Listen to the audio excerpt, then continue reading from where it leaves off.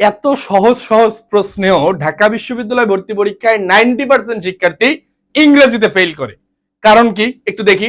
এখানে আমাদের যে প্রশ্নটা ছিল চুজ দ্য কারেক্ট সেন্টেন্স, আমি প্রিভিয়াস কোনো ভিডিওতে আবারও বলছিলাম যে এই 4টা অপশন টেস্ট করতে দেয়া ঢাকা বিশ্ববিদ্যালয়ের শিক্ষকদের কাছে খুবই পছন্দের বিষয়। কারণ তোমার কাছে টাইম কনজিউম করে আনার যে ফ্যাক্টরটা, কারণ তুমি এখানে একটা এমসিকিউ দেখা যায় 30 থেকে 35 সেকেন্ড টাইম পাবা, সুতরাং 4টা অপশন পড়তেই তোমার 1 মিনিট চলে যাবে। এখন তাহলে কিভাবে উত্তর করব? শর্টকাট টেকনিক ট্রিক্স এর কোনো বিকল্প অবশ্যই নাই।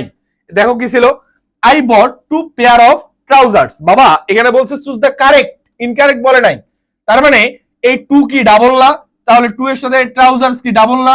তাহলে এটা কি পেয়ার হবে না? বাবা এখানে হয়তো পেয়ার্স, তার মানে এই নাম্বার অপশনটি বাদ। Can you give me some advices? ও ভাই এই অ্যাডভাইস যে শব্দটা ছিল এটা তো আনকাউন্টেবল নাউন। কোন noun? Uncountable.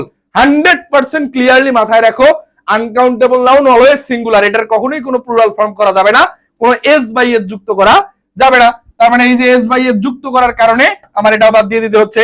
I read poetry about a horse. বাবা আমরা আই রিড, এখানে আই হচ্ছে সাবজেক্ট, রিড হচ্ছে ফাইনাইট ভার্ব। সাবজেক্ট ফাইনাইট ভার্বের পরে তোমার কি লাগবে?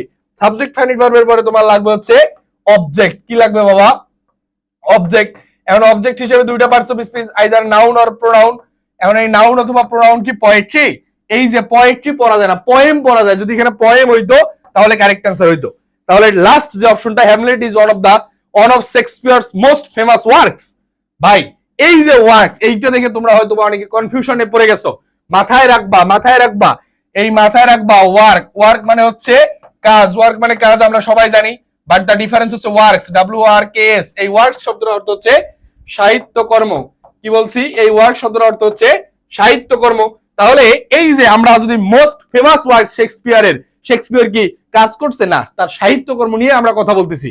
তাহলে হ্যামলেট ইজ অন অফ, তাহলে আমাদের সুপারলেটিভ ডিগ্রিতে অন অফ বসতে পারে এবং মোস্ট বসছে, কোনো সমস্যা নাই। ফেমাস ওয়ার্কস আমাদের এই প্রশ্নের কাঙ্ক্ষিত অ্যান্সার। দেখো Hamlet is one of Shakespeare's most famous works, অর্থাৎ শেক্সপিয়ার্স এর অনেকগুলা কাজের মধ্যে হ্যামলেটটা কি সবচেয়ে বিখ্যাত গুলোর মধ্যে একটা। ওকে, সুপারলেটিভ ডিগ্রির ইউজ আছে, ওয়ার্কস মানে সাহিত্যকর্ম।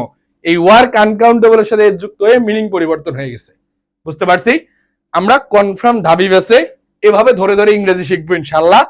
ইংরেজিতে ফেল এই টার্মটাই চেঞ্জ করে দেওয়ার পরিকল্পনা করছি ইনশাল্লাহ। দেখো এই কনফার্ম ঢাবি বেসে ভর্তি চলমান, মাত্র 1750 টাকায় ডিসকাউন্টে এখন ভর্তি হতে পারবা। ভর্তির জন্য যোগাযোগ করতে পারো 01934079635 এবং সাইদ শরীফ স্যার পেজে মেসেজ দিলেও হবে। এর পাশাপাশি তোমাদেরকে আমি বলে রাখি, এই ব্যাচে তোমরা কি কি পাবা? ইংরেজির গ্রামার, টেক্সট বুক, ভোকাবুলারি, রিটেনের পূর্ণাঙ্গ প্রস্তুতি। কোনো রিটেন ব্যাচে আর ভর্তি হইতে হবে না, একদম ফুল অ্যান্ড ফাইনাল।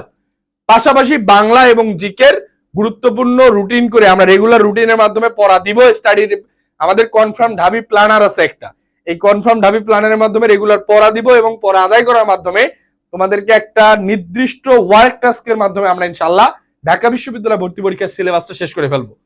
আর হ্যাঁ, নতুন কোনো ভিডিও পেতে সাইদ শরীফ স্যার পেজটা ফলো দিয়ে রাখতে পারো। ভিডিওটা ভালো লাগলে বন্ধু বান্ধবদের কেন জানাবা না? অবশ্যই জানাবা। তোমার দ্বারা কেউ উপকৃত হলে আল্লাহ তোমার জন্য সহায়তা পাঠায় দিবেন ইনশাল্লাহ। ইনশাল্লাহ সবাই ভালো থাকি, সুস্থ থাকি, এভাবে ইংরেজি একটু শিখে শিখে পড়ি। কি বলছি বাবা? একটু বেসিক জেনে জেনে পড়ি। ঢাকা বিশ্ববিদ্যালয়ের ইংরেজি মানেই বেসিকের খেলা, এখানে তোমার বেসিক দুর্বল থাকলে হবে না, একদম ক্লিয়ারলি বলছি, হবে না ভাই। সুতরাং পরবর্তী কোনো আরো শিক্ষণীয় ভিডিও পেতে, আরো নতুন কোনো গাইডলাইন পেতে আবারও দেখা হচ্ছে সাইদ শরীফ স্যার পেজে। আসসালামু আলাইকুম।